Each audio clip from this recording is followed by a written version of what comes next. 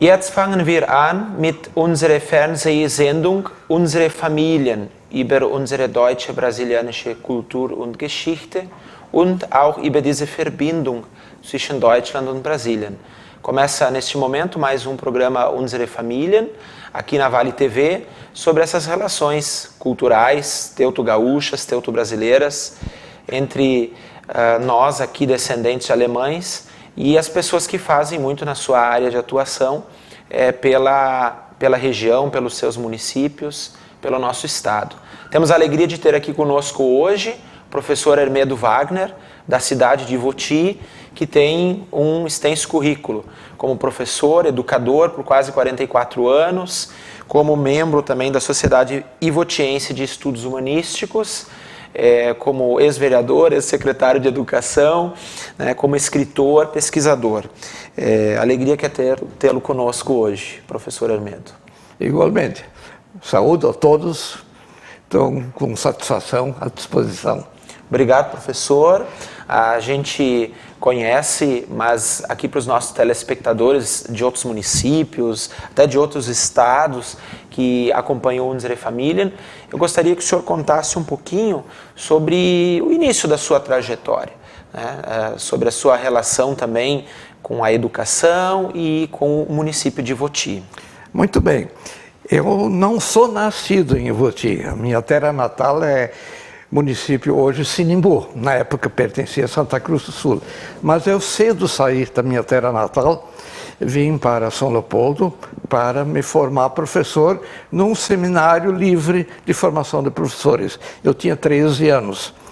Mas os meus vínculos com Ivoti são já daquela época, porque naquele internato onde eu passei 4 anos, de 50 a 53, tinha rapazes de Ivoti. Eu, muitas vezes, em fim de semana, eu retornava com eles para conhecer Ivoti, para jogar um futebol, para encomendar um par de sapato numa fábrica rola, uma camisa na camisaria Beca, de modo que eu tive amigos que depois se tornaram pessoas assumir a liderança em Ivoti. Por exemplo, o seu Néldo Rola foi meu colega em São Leopoldo, depois prefeito em Ivoti. O seu Flávio Klein, grande jogador de futebol, conhecido por Foguinho, também era meu colega. Além disso, o Remy Rola, Cláudio Becker. Então, são figuras que, de modo que, quando eu vim de muda para Ivoti mesmo, em 1966, Ivoti já fazia parte da minha história durante muitos anos, não? E eu cedo comecei a trabalhar como professor, não no Vale dos Sinos. Pois é, o senhor disse que antes dos 18 anos já atuava como professor. Eu comecei a trabalhar 1º de março de 1953 em Criciúmal como professor primário, numa escola unidocente, com 6 classes, mas completei 18 anos no dia 8 de março. Quer dizer, durante uma semana eu não tinha 18 anos, não. Tá, eu fiquei 1 ano e pouco lá. Além de ser professor, eu tinha outras tarefas na comunidade, que fazia parte da formação daquele curso que eu realizei, que era o seminário sucessor do antigo seminário do Deutsche Evangelische Lehrerseminar, que hoje é o Instituto Ivoti. E depois do serviço militar, então, eu voltei a São Leopoldo. Trabalhei na escola da comunidade luterana evangélica lá de São Leopoldo. A escola se designa, existe hoje ainda, Instituto Rio Branco. E continuei meus estudos, fiz curso normal em Porto Alegre, na Escola Normal 1º de Maio, isso depois de ter conseguido a licença ginasial, e fiz a faculdade. E o senhor estudou um tempo na Alemanha também. Depois de ter concluído o curso de Pedagogia na Faculdade de Filosofia, Ciências e Letras, hoje Unicinos, eu fui contemplado juntamente com minha esposa para estudarmos um ano na Alemanha. Isso aconteceu em 1964.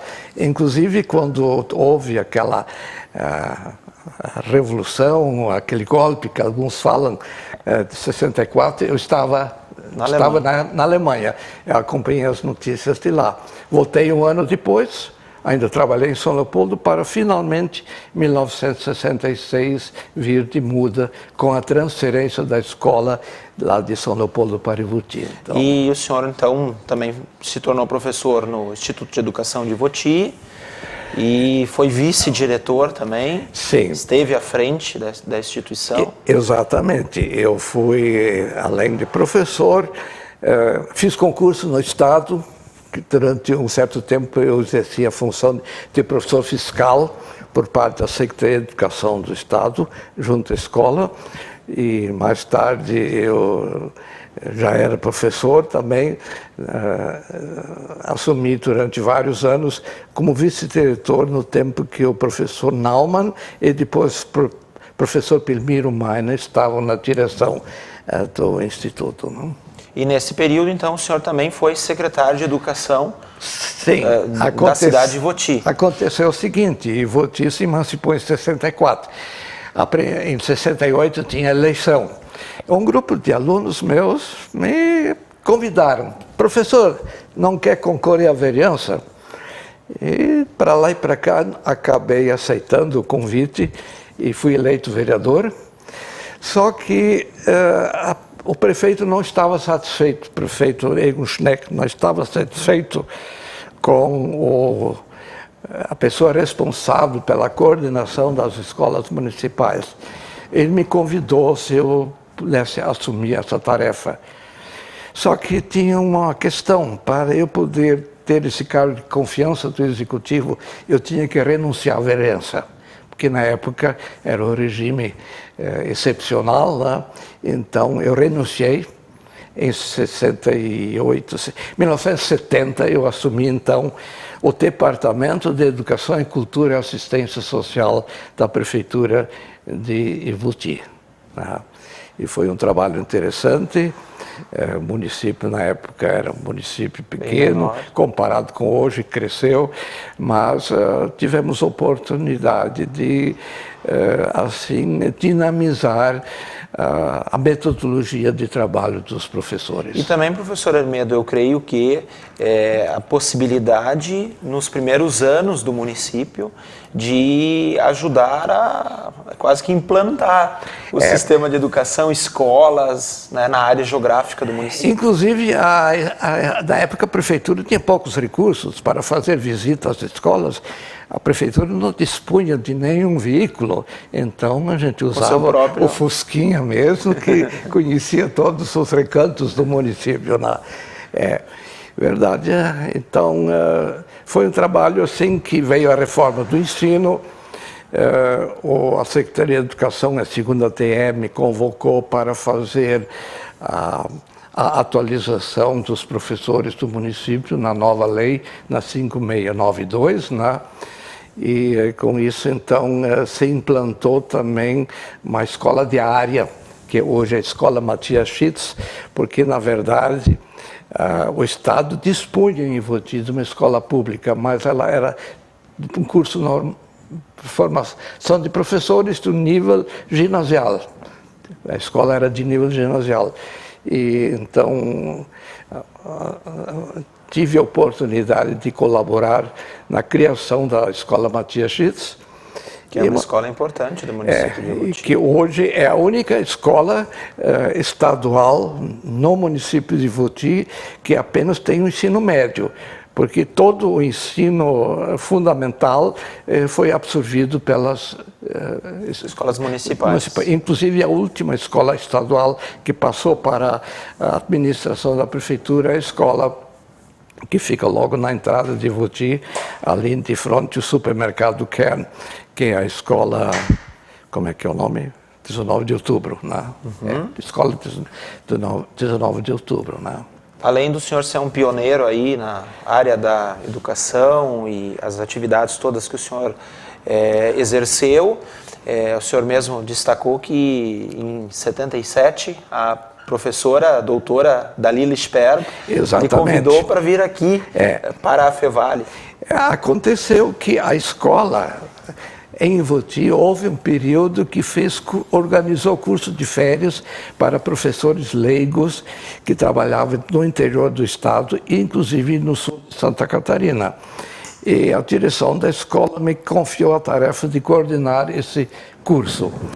E, num certo momento, a escola, esse curso de férias, sofreu uma inspeção.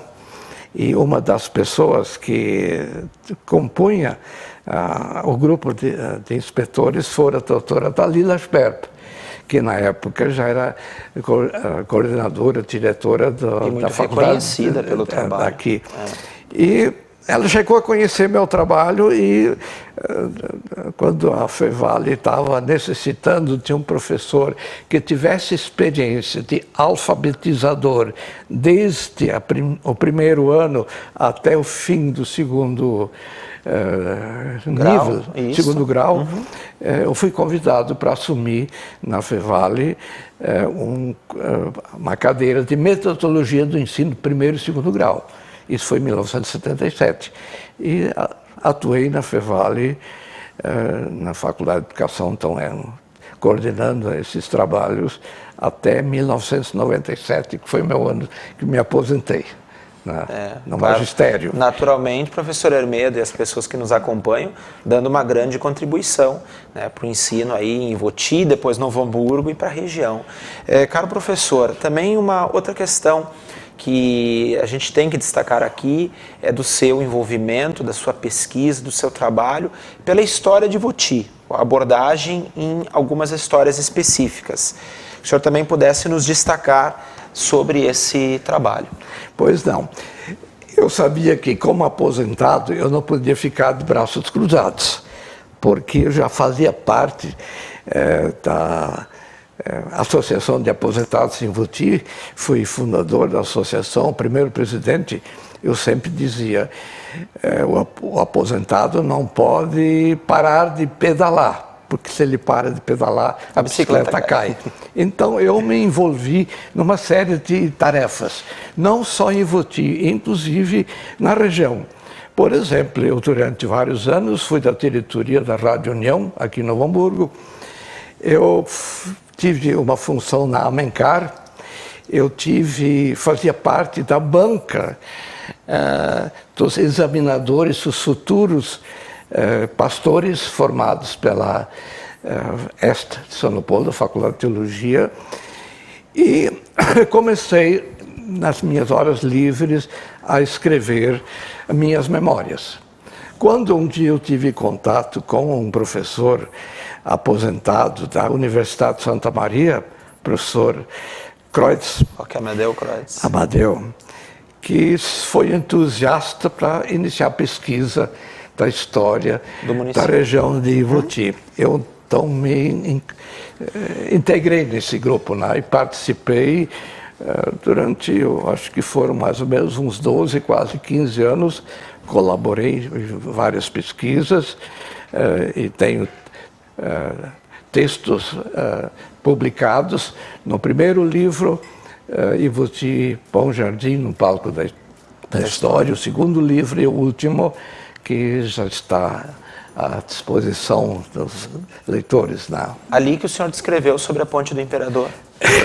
A Ponte do Imperador foi assim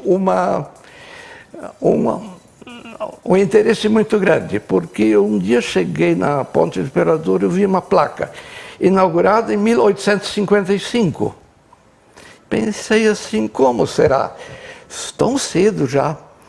E comecei a pesquisar, mas não encontrei fontes muito seguras. Até que um dia alguém me falou, olha, no arquivo histórico em Porto Alegre, você vai encontrar fontes fidedignas.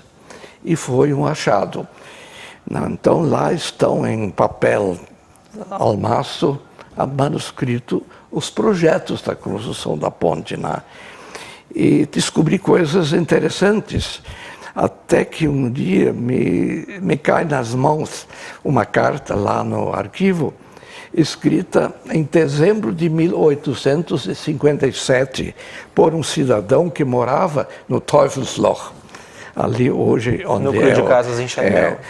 Ali ele dizia os planos para iniciar a nova ponte que vai substituir a ponte de madeira estão prontos.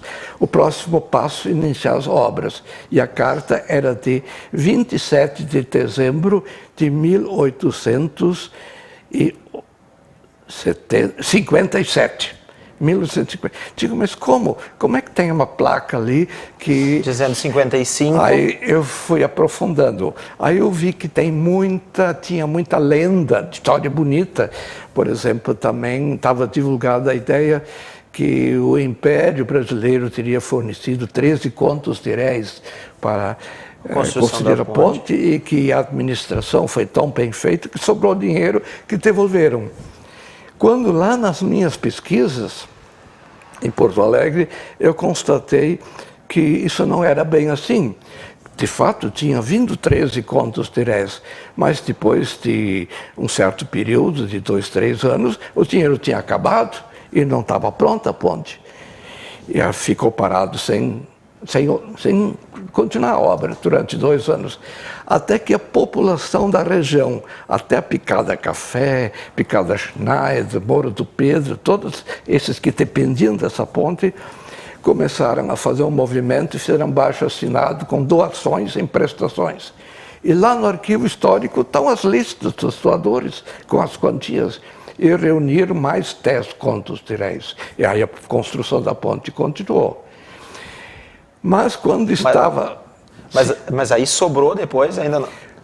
Bom, quando ela estava para ser concluída, constataram que nos pilares tinha rachaduras e tinha que haver uma solução. Aí o governo imperial forneceu mais 5 contos de réis. De modo que a ponte não sobrou dinheiro. Em vez o projeto era gastar um certo valor, mas na verdade gastaram 4 vezes mais. Foi em torno daquilo que hoje seria 70 milhões aproximadamente. Né? Quando ela estava pronta, aí tem uma coisa interessante. O governo, como tinha investido muita coisa, tentou reaver uma parte disso. Fizeram um movimento para cobrar pedágio. Quem diz que os doadores se movimentaram contra e a ponte foi inaugurada, até hoje não tem pedágio lá. Quer dizer, a administração do povo, o ato democrático, né? Interessante. Então, mas esses dados que estão no arquivo histórico em Porto Alegre foram confirmados por um padre jesuíta que escreveu durante muitos anos fatos históricos da colônia. Não foi o padre Schlitz? Padre Schlitz. Aliás, o livro agora está traduzido, foi lançado há pouco tempo, né? Só que eu tive acesso aos originais em alemão. Né? Ainda felizmente já escrito em letra latina, porque pego o original em letra códica, né? Então, ali confirma muitas informações. Outra informação que eu tive como fonte de pesquisa foi um jornal alemão publicado em São Paulo, que a Hertha Patro me forneceu, que a Hertha Patro também é uma figura assim, de pesquisa histórica. E lá fala de muita coisa que está... Então, essas 3 fontes me confirmaram e que me deram coragem de dizer que a ponte não sobrou dinheiro e que ela não foi inaugurada, não ficou pronta em 1855, e sim começou 2 anos depois, e que foi concluído na época da Guerra do Paraguai. Agora, muita gente me pergunta assim, e por que se é ponte do imperador? Porque naquela época o imperador estava na região do Vale dos Sinos. Sabe-se que ele participou de um festival, de um show na Sociedade Orfeu, em São Leopoldo, onde ele deu um discurso em alemão e que ele teria passado na ponte. Mas isso nós não encontramos dados verídicos, não está confirmado, mas em todo caso, o nome da ponte do imperador, na minha ótica, surgiu porque o imperador estava na região. Estava na região e foi um dos pontos fornecedores das verbas para construir a ponte. Mas, professor Hermedo, então a ponte demorou praticamente 2 décadas para ser concluída? Sim, ela levou de 6 a 7 anos. 6 a 7 anos. 6 a 7 anos, Então, não chegou a ser 1 década, mas é interessante que a história é bem diferente de como era contada para nós. E ela tem uma função social, histórica, e para que não dizer familiar, muito importante. Porque muita gente diz que lá onde está situada a ponte teria tido o início de Ivoti. Pesquisas que nós temos realizado com colegas na nossa sociedade mostram que lá na linha 48, porque lá no arquivo histórico sempre fala da ponte da linha 48, nunca da ponte da Berghandschneis ou de Bom Jardim. Mas acontece que na região, mais ou menos na esquina do Möbius de Ivoti, em direção à Estância Velha, lá se criou um núcleo populacional. E para a nossa maneira de interpretar Ivoti, começou lá. E o nome Bom Jardim também tem uma lenda, né? Dizem que trocaram o nome Berghandschneis para Bom Jardim porque constataram que o solo era muito bom para jardins. Plantio. Segundo o pesquisador Admir Ost, que de Rolante, agora ele mora em Rolante, mas teve uma ação importante também na política em Ivoti. Ele, na sua pesquisa, fala de um cero-jardim. Em Ivoti, as pessoas falam no Spitzberg. E ele, na pesquisa dele, conclui que o nome Bom Jardim vem do cero-jardim. Então tinha um núcleo populacional naquela região perto do hoje Möbius e um núcleo lá embaixo. E a ponte do Imperador, sem dúvida, fez a ponte entre esses 2 núcleos. E claro que a cidade, com isto, foi atraída e Ivoti hoje... mais para o centro, do que hoje realmente é o centro de Ivoti. Então, isso é uma parte interessante que mostra como uma ponte não só tem a função para transportar mercadorias para os maiores centros, mas ela também tem uma função de unir famílias, de unir comunidades.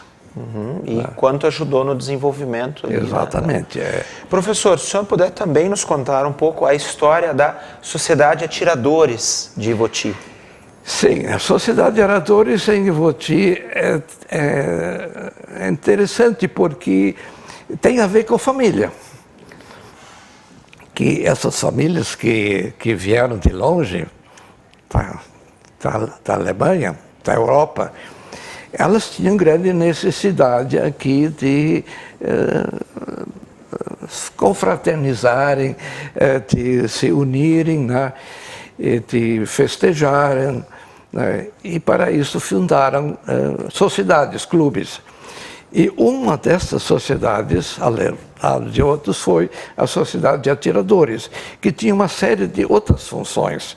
Além do tiro ao alvo, eles tinham polão, eles tinham bailes, o Kerper realizado ali. E, em caso de necessidade, os sócios eram portadores de uma arma. Também tinham a função de defender a comunidade, as famílias, a sociedade contra eventuais ataques. E o interessante é que eu descobri, eu não sabia disso, que o Exército Brasileiro se inspirou nessa filosofia da Sociedade de Atiradores por causa da disciplina, semelhante disciplina militar. Sim, digamos, absorveu isto. Como o Exército não tinha a oportunidade para dar treinamento militar a todos no Exército, eles criaram o tiro de guerra. Então, o tiro de guerra, na minha ótica, é algo que evoluiu a partir da experiência das sociedades de atiradores, não só essa de Ivoti, mas de muitas outras. Meu caro, que o senhor possa realmente nos deixar uma mensagem e também sobre a importância de nós preservarmos estas histórias e esta cultura. Em primeiro lugar, quero agradecer a oportunidade de aqui divulgar um pouquinho e dizer que a produção das nossas pesquisas estão à disposição de todos, porque eu acredito que a gente conhecendo o passado, a gente entende o presente e saberá como agir no futuro. Isso é um princípio básico que eu sempre tenho acompanhado também como professor de História. Muito obrigado pela atenção. Obrigado, professor Hermedo, né? Além de você, teus colegas, vários, né? Andrea Schneck e vários outros que já estiveram aqui e que também deixaram sobre o seu trabalho, sobre as suas memórias, né? E o que podem preservar. O professor Hermedo Wagner faz parte da Sociedade Ivotiense de Estudos Humanísticos. E a gente agradece, além da presença do nosso professor, a todos vocês que nos acompanham aqui na Vale TV, através do Unsere Familien. Vocês possam continuar não só acompanhando aqui no canal 14 da NET, mas também no Facebook e no YouTube, pelo canal da Vale TV e no Facebook pela nossa página do programa Unsere Familien.